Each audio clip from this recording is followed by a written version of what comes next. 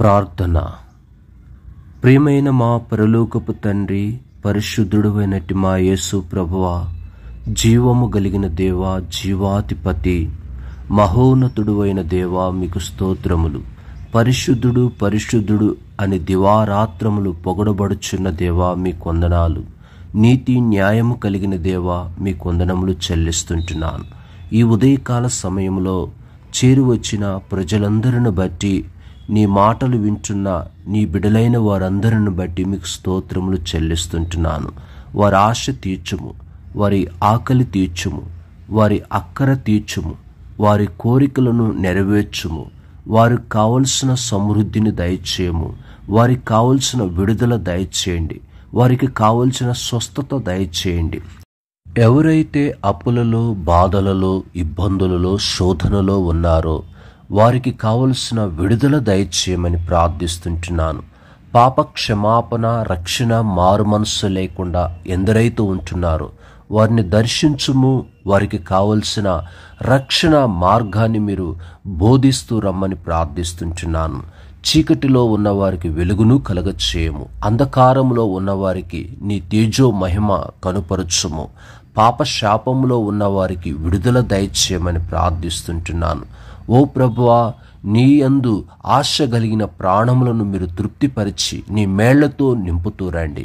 నీ బిడలకు కావలసిన ఆశీర్వాదం, దీవెన మీరు దయచేస్తూ రండి. నీ యొక్క రాకకై నీ బిడలను సిద్ధపరచుము.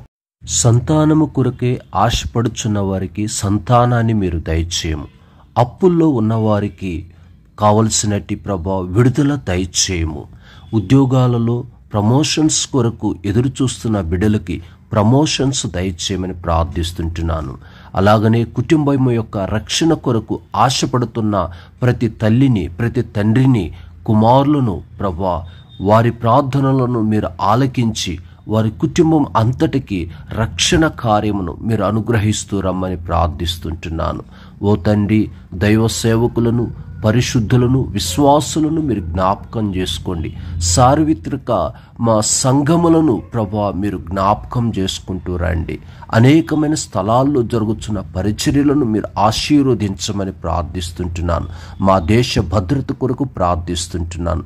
అలాగనే మా దేశంలో ఉంటున్న మా స్నేహితులు ప్రభా, ఆయా భాషలు, ఆయా ప్రాంతాల్లో ఉంటున్న ప్రజలందరినీ ప్రభా మీరు రక్షించమని ప్రార్థిస్తూ, సకల మహిమ, ఘనత, స్తుతి, ప్రశంసలు మీకు ఆరోపిస్తూ, మిషనరీస్ కొరకు ప్రభా, అలాగనే మా తండ్రి సేవకుల కొరకు, అలాగనే వాక్య పరిచర్య చేస్తున్న వారి కొరకు, అలాగనే ప్రభా మా తండ్రి సంఘంలో సువార్త భారంతో పనిచేస్తున్న వారి కొరకు ప్రార్థిస్తూ, మా దేశ సరిహద్దు ప్రాంతాల్లో పనిచేస్తున్న సైనిక దళాలను కూడా మీరు భద్రపరచమని ప్రార్థిస్తూ, మా దేశం యొక్క క్షేమం కొరకు ప్రార్థిస్తూ, ప్రభువా మీరే మా తండ్రి హెబ్రోను సంఘమును ఆశీర్వదిస్తూ రమ్మని యేసు ప్రభు నామములో ప్రార్థించి వేడుకొనుచున్నాము తండ్రి.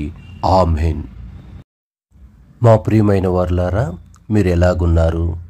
మీరు క్షేమంగా ఉన్నారని ప్రభు నామంలో విశ్వాసమును, నమ్మికను మేము కలిగి ఉంటున్నాము. మీరు మా కొరకు చేస్తున్న ప్రార్థనలను బట్టి మేమెంతగానో మీకు రుణస్థులమై ఉంటున్నాము. దేవుడు తన మహాకృపలో పరిచర్యను దీవిస్తూ, బలపరుస్తూ, ఆశీర్వదిస్తుంటున్నాడు. ఇంకను మీ ప్రార్థనలను, మీ యొక్క విజ్ఞాపనలను మేము కోరుకుంటున్నాము. ఈ దినము మనకి ఇవ్వబడిన దేవుని యొక్క వాక్యము కొరకై మనము ఆయన వైపు చూస్తాము. ఈరోజు మనకి ఇవ్వబడిన హెబ్రోను క్యాలెండర్లో నుండి ఈ దిన వాగ్దానాన్ని మనం చదువుకుంటాము. యెషయా గ్రంథము 58వ అధ్యాయము 12వ వచనాన్ని మనం చదువుకుంటాము. పూర్వకాలము నుండి పాడైపోయిన స్థలములను నీ జనులు కట్టెదరు. అనేక తరముల క్రిందట పాడైపోయిన పునాదులను నీవు మరలా కట్టెదవు. ప్రియమైన వారులారా, ఇక్కడ మనం చదువుకున్న లేఖన భాగంలో మొట్టమొదటిగా మనం చూస్తే పాడైపోయిన స్థలములు అనే మాటను మనం ఇక్కడ చూస్తుంటున్నాము. రెండవదిగా పాడైపోయిన పునాదులు అనే మాటను మనం ఇక్కడ చూస్తుంటున్నాము. అయితే ఈ ఉదయకాల సమయంలో దేవుడు నిన్ను నన్ను ప్రేమించి మన కొరకై దేవుడు అనుగ్రహిస్తూ వచ్చిన వాగ్దానం ఇది.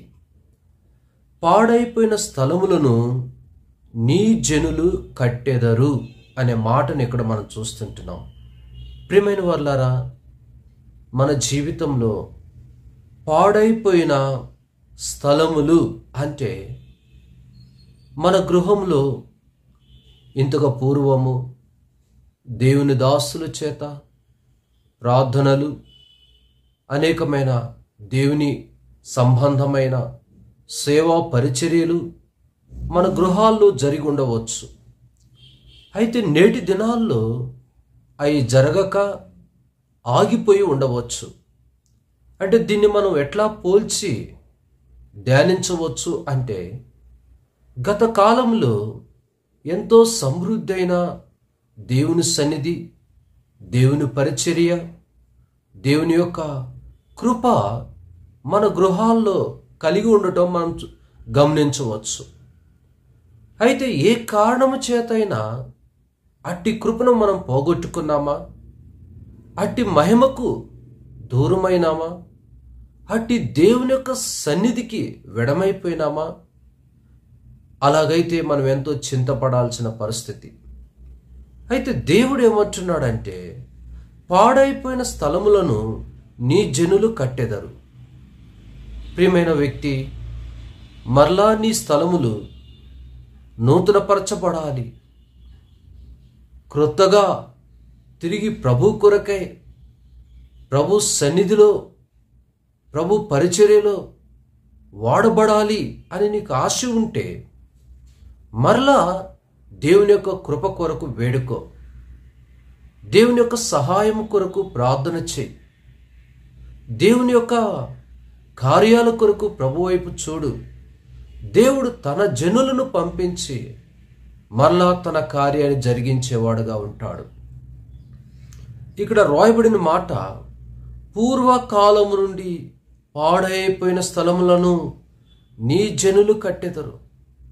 ప్రియమైన వ్యక్తి, దేవుని బిడ్డలకు స్థలం ఇస్తే, దేవుని బిడ్డలకు అవకాశం ఇస్తే, దేవుని బిడ్డలకు ప్రవేశం ఇస్తే, నీ స్థలాలు దేవుని యొక్క మహిమ చేత నింపబడేవిగా ఉంటున్నవి.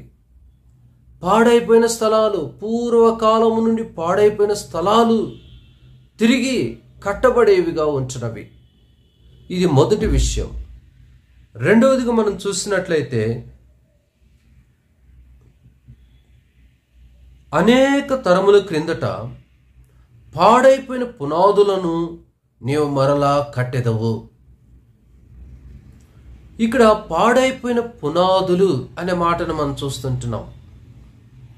స్థలాలు పాడైపోతే తిరిగి వాటిని బాగు చేసుకోవచ్చు, నూతనపరచవచ్చు, వాటిని శుద్ధి చేయవచ్చు, వాటిని తిరిగి ఉపయోగకరంగా వాడుకోవచ్చు. కానీ పునాదులు పాడైపోతే దాన్ని తిరిగి ఆ ఇంటిని మనము నూతనపరచటం, ఆ ఇంటికి మరమ్మతులు చేయటం అది వ్యర్థమే భౌతికంగా చూస్తే.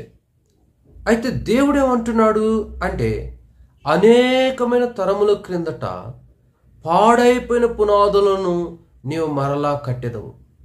పునాదులు పాడైపోవచ్చు, గుమ్మాలు కాలిపోవచ్చు, ప్రాకారాలు పడద్రోయబడవచ్చు, నివాసానికి యోగ్యకరంగా ఉండకపోవచ్చు. కానీ దేవుడు ఏమంటున్నాడంటే, తిరిగి నువ్వు పునాదులను మరి కట్టేవాడుగా ఉంటామని దేవుడు సెలవిస్తుంటున్నాడు. ఏంటివి పునాదులు అంటే, నీ కుటుంబం పడిపోయినదా, ఇక తిరిగి కోలుకోవడం కష్టము, తిరిగి కుటుంబము మరలా సంతోషం అనుభవించటం, మరలా సుఖాన్ని చూడటం, మరలా సంతోషాన్ని అనుభవించటం ఇక జరగని పని అని నువ్వు అనుకుంటున్నావా? కానీ దేవుడు ఏమంటున్నాడంటే, అనేకమైన తరముల క్రిందట పాడైపోయిన పునాదులను నీవు మరలా కట్టెదవు. దేవుని ప్రజలకు అవకాశం ఇస్తే స్థలాలు కట్టబడుతుంటున్నవి, స్థలాలు బాగు చేయబడుతున్నవి.